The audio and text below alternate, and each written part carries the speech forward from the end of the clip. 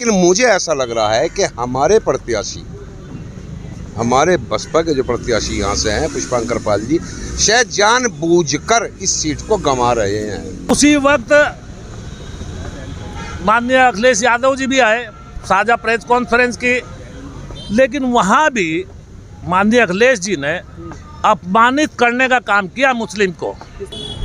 मुजफ्फरनगर की राजनीति अब जो है हाल में वो ये है कि मुस्लिम मत नाराज है इस गठबंधन से। नहीं तो जितना अपमान आज माननीय अखिलेश जी ने मुजफ्फरनगर के मुसलमान का किया है, मैं तो अपने जीवन में आज तक देखा नहीं। नमस्कार दर्शकों, भारत न्यूज़ 7 के खास प्रोग्राम चुनावी चौपाल में आप सभी का स्वागत है। मैं हूं गोपी सैनी और लगातार हम हर विधानसभा क्षेत्र में जाकर लोगों की राय ले रहे हैं, जनता से पूछ रहे हैं कि जनता का मूड क्या है और क्या वह कौन सी सरकार इस बार चाहती है। इसी के संबंध में कुछ राजनीतिक से जुड़े लोग हमारे साथ मौजूद हैं। लगातार मुजफ्फरनगर में चुनावी माहौल गरमाया हुआ है, कहीं ना कहीं कुछ पार्टियों से जुड़े जो नेता है हमारे साथ अब जुड़ गए हैं। हम सीधा उनसे राजनीति के बारे में ही बात करेंगे। जी क्या नाम है जी? मेरा नाम जियाउर रहमान है भाई साहब। जियाउर रहमान जी, मुजफ्फरनगर में किस तरह से देखते हैं आप राजनीति को? देखिए, मुजफ्फरनगर की राजनीति में हर पार्टी ये चाहती है कि मुसलमान मुझे वोट करे, लेकिन सब पार्टियां मुसलमान का वोट तो लेना चाहती हैं, लेकिन उनका विकास, उनका काम, उनको नौकरियां देना नहीं चाहती। जहां तक समाजवादी पार्टी का सवाल है, यहाँ पर देखिए लगभग 7.5 लाख वोट मुसलमानों की है और यहाँ पर इस ठगबंधन ने कोई कैंडिडेट देने का काम नहीं किया, जबकि सबसे बड़ी खैरख्वाह मुसलमानों की बनती है। साथ साथ दूसरी पार्टी बहुजन समाज पार्टी है, जो कि सबके समाजों को साथ लेकर चलने का काम करती है। उसने इस 6 विधानसभाओं में से 3 विधानसभाओं पर मुसलमानों को टिकट देने का काम किया है। तो सर्व समाज का साथ बहुजन समाज पार्टी के साथ है। मैं तो गुजारिश करूँगा अपने मुस्लिम समाज के लोगों से, क्योंकि जातीय समीकरण इतना अच्छा है, अगर वे लोग चाहें, मैं ख़ास तौर से अपने मुसलमान भाइयों से एक बार फिर अपील करूँगा कि वो चाहते कि हम भारतीय जनता पार्टी को समाजवादी से हरा दें, लेकिन ऐसा बिल्कुल इस ज़िला मुजफ्फरनगर में नहीं होगा, क्योंकि जब तक भाईचारा नहीं बनेगा, जब तक सर्व समाज साथ नहीं जुड़ेगा, तब हम इस भारतीय जनता पार्टी को नहीं हरा सकते। तो अगर समाजवादी पार्टी ने मुस्लिम को टिकट नहीं दिया है, यहाँ से कहीं ना कहीं मुसलमान नाराज़ है?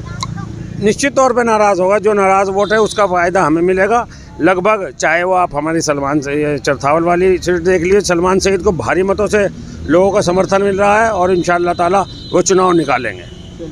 हाँ जी, क्या नाम है? शम्मन खान, से देखते हो? पूर्व जिला प्रभारी बहुजन समाज पार्टी। मैं 2000 में चुनाव भी लड़ा था। तो किस तरह से देखते हो राजनीति को आप मुजफ्फरनगर में? देखो, ऐसा है, मुजफ्फरनगर की राजनीति अब जो है हाल में वो ये है कि मुस्लिम मत नाराज़ है इस गठबंधन से। गठबंधन से नाराज़ है। मेन वजह क्या है? मेन वजह है कि 6 की 6 सीट पे किसी भी मुस्लिम को टिकट नहीं दिया गया। एक शिकायत मुझे ज़रूर है अपनी ही पार्टी के कैंडिडेट से। जिया भाभी बैठे हैं, मैंने इनसे भी कहा था। अब करीब कोई 10-11 दिन पहले मेरे पास घर पे आए थे जो प्रत्याशी हमारी पार्टी के, जो यहाँ से पुष्पांकर पाल जी जो चुनाव लड़ रहे हैं। मैं उनको आश्वासन दिया था और भारी मात्रा में भीड़ इकट्ठी की थी। उन्हें रूपरेखा भी बताई थी, समझाया गया था कि आप मुस्लिमों में वर्क करें, इससे अच्छा मौका नहीं मिलेगा दोबारा। जो अब है, जो समीकरण, जाति समीकरण बन के अब की बार आ रहा है कि पाल इतना %, दलित इतना %, मुस्लिम इतना %, ये दोबारा चांस नहीं मिलेगा। लेकिन मुझे ऐसा लग रहा है कि हमारे प्रत्याशी, हमारे बसपा के जो प्रत्याशी यहाँ से हैं पुष्पांकर पाल जी, शायद जानबूझकर इस सीट को गंवा रहे हैं। मैं स्पष्ट शब्दों में कह रहा हूँ, वो मुस्लिमों में कहीं वर्क नहीं कर रहे हैं। मैसेज उनका क्या जा रहा है? मुस्लिमों में कुछ भी नहीं जा रहा है, ज़ीरो जा रहा है। बास तो ये कह रहा है हमसे कि वो तो नहीं, वो भाजपा के लिए चुनाव लड़ रहे हैं। इससे ज़्यादा पार्टी द्वारा मुस्लिमों को टिकट नहीं दिया गया है, क्या बहुजन समाज पार्टी को इसका फ़ायदा होने वाला है? हाँ, होगा, बिल्कुल होगा। यूँ होगा कि नाराज़ है मुस्लिम समाज, वो गठबंधन से कट करके वो बसपा को वोट करेगा। और कैंडिडेट देखा जाए तो कैंडिडेट पुष्पांकर पाल जी है यहाँ से, तो मुसलमान कितना जुड़ा हुआ है उनसे? देखो, मैंने आपसे कहा, मैं फिर रिपीट कर रहा हूँ कि पुष्पांकर पाल जी को ज़रूरत है मुस्लिम एरिया को कवर करने की। मेहनत करने की, उन्हें साथ नहीं। बीमारियों में घुसपैठ करने की। ठीक, पहले ही दिन जब वो मेरे पास आए थे, जिया भाई उनको लेकर के आए थे। जिया भाई रात दिन हमें कह रहे हैं निकलो करो निकलो करो। आप ये बताइए, जब प्रत्याशी का खुद की दिलचस्पी नहीं होगी, हम क्या निकलेंगे और क्या करेंगे? ऊपर वाले का करम है, बहुत बड़ी टीम है हमारे पास, बहुत बड़ी टीम है। हर चुनाव में बहुत अच्छा रिजल्ट निकालती है टीम। लेकिन जब हमारा कैंडिडेट को दिलचस्पी नहीं होगी तो हम क्या करेंगे? यजिया भाई कह रहे हैं, रोज़ फ़ोन रखा रहता है इनका, कई बार घर पे आ चुके, निकलो टीम जोड़ो, निकलो टीम जोड़ो। पुष्पांकर को इसका नुकसान उठाना पड़ सकता है। बिल्कुल उठाना पड़ेगा। अगर नज़रअंदाज करेंगे मुस्लिमों को तो नुकसान उठाना पड़ेगा। मुसलमान गठबंधन से भी नाराज़ है और पुष्पांकर पाल जी जाने रहे इनके बीच, तो क्या माना जाए, मुसलमान किस ओर जा रहा?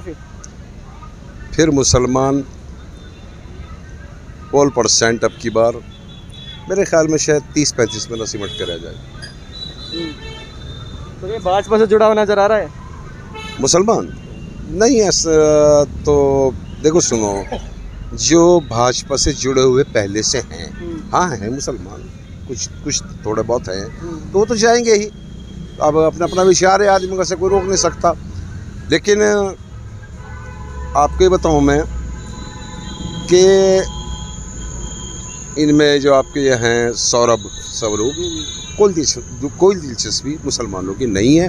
अब की बार मेरे ख्याल में तो शायद 30% 35% से ऊपर पोल ना जाए मुस्लिमों का अपने घरों पर से। हाँ जी, क्या नाम है आपका? मेरा नाम सालिम त्यागी है, राष्ट्रीय लोकदल से हूँ। ये जो भाई अभी बात कर रहे थे, ये इस बात में सच्चाई तो है, इस बात में सच्चाई तो है कि मुसलमानों में हमको जवाब देना पड़ रहा है। लेकिन मेरे नेता माननीय जयंत चौधरी जी मुजफ्फरनगर आए, गिले शिकवे थे, वे मुरसलीम राणा जी के यहाँ से भी आए, वारिस के यहाँ से भी आए, अमीर आलम जी के भी आए। उसने सम्मान देने का काम किया, लेकिन कुछ मजबूरी थी। जो गठबंधन हुआ उसी वक्त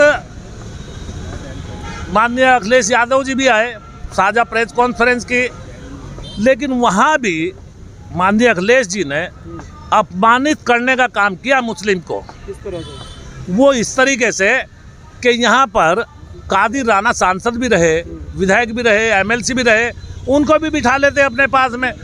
वो बिठा रखे थे, प्रमोद त्यागी जी थे, पंडित जी थे, राकेश शर्मा जी थे, वे सारे प्रत्याशी थे। उसके प्रत्याशियों से अलग एक धर्मेंद्र मलिक जी थे।